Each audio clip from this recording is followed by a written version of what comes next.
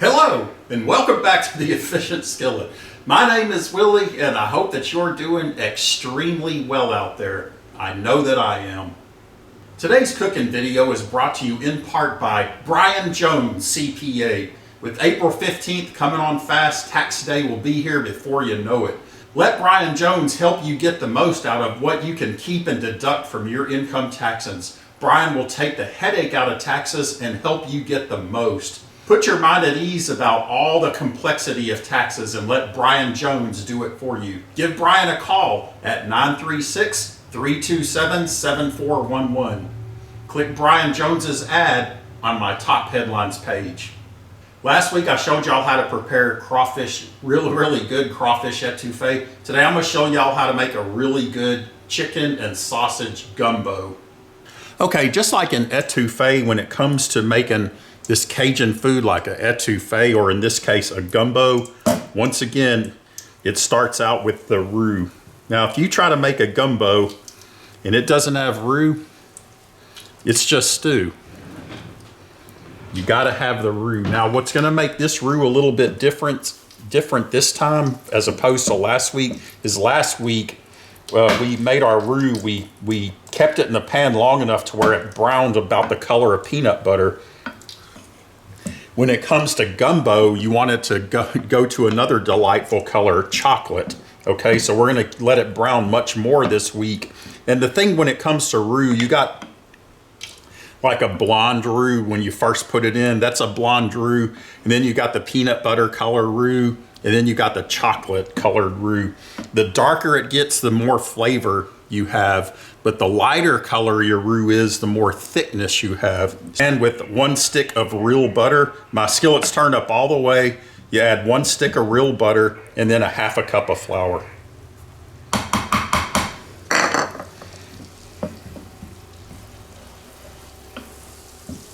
And when it comes to the roux, you want to continuously stir it.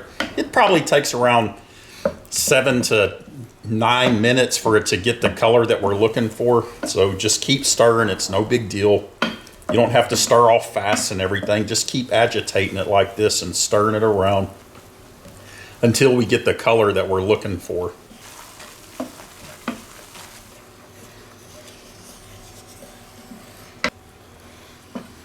Okay, so now, now we have Willy Wonka and the Chocolate Factory. We got our chocolate color roux going here.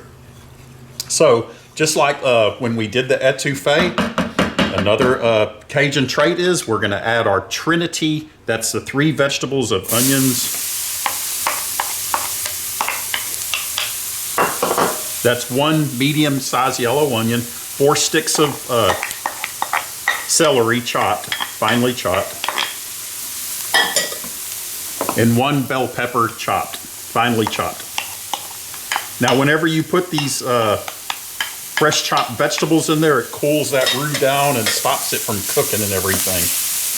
Because we got the color that we want now with the chocolate color.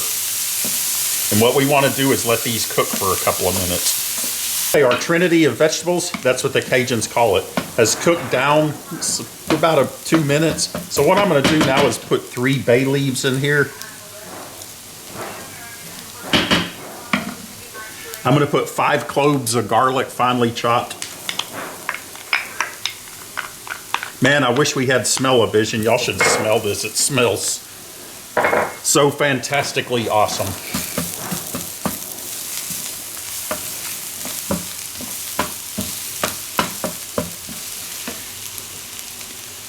Next, we're going to put in 1 medium-sized tomato, large tomato finely chopped.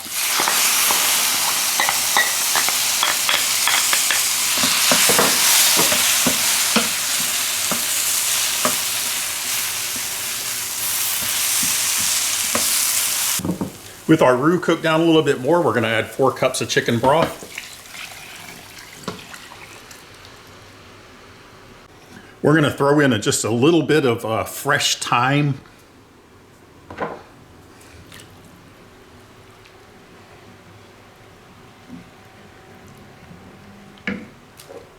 We're going to put in a teaspoon of cayenne pepper. A tablespoon of Slap Ya Mama Creole seasoning. And let's stir it some more.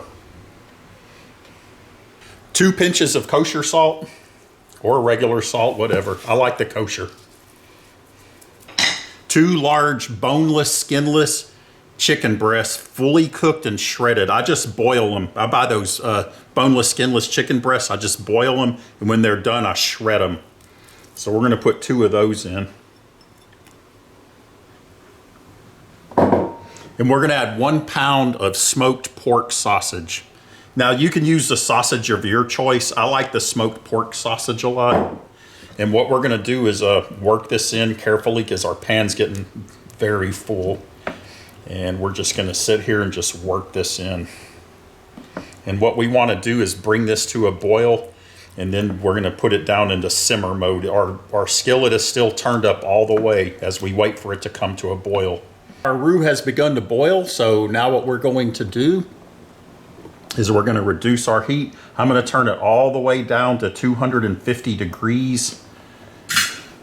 We're going to put a lid on this thing, and we're just going to let this simmer for an hour.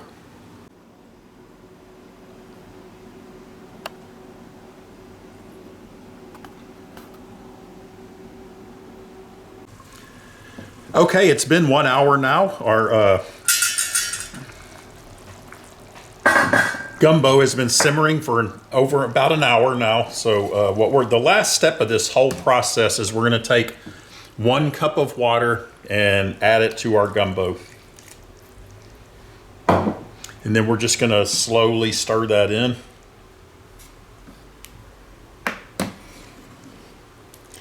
And there you go, folks. This right here is absolutely Cajun chicken and sausage gumbo. With etouffee, in this dish here, sausage and chicken gumbo, typically you would serve it over a bed of white rice.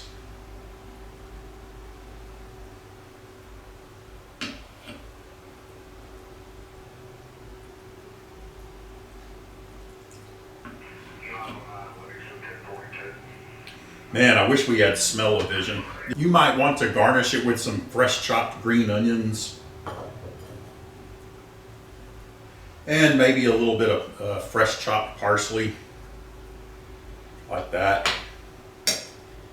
And now we're just going to see just how good this is.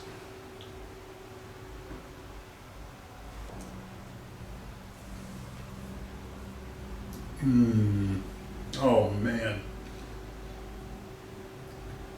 Man, that is good.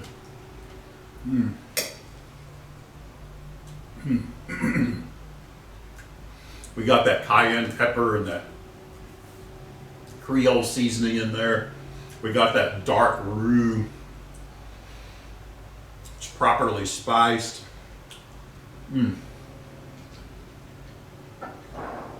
That's absolutely delicious.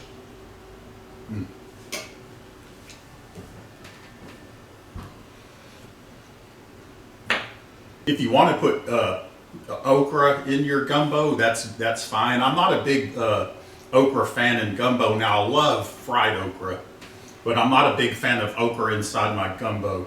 Some people don't like tomatoes in their gumbo. If you don't like tomatoes, don't put it in. And if you want to put some gumbo filet on this, that's fine. But just remember, when you use gumbo filet, it brings with it kind of a bit of a fishy taste, so be careful with that. Use it sparingly, in my opinion. Really good. So anyway, we hope you try it, and we hope you like it. If you haven't done so, hit the subscribe button. If there's any comments you want to leave, feel free to leave them below about anything, whatever you want.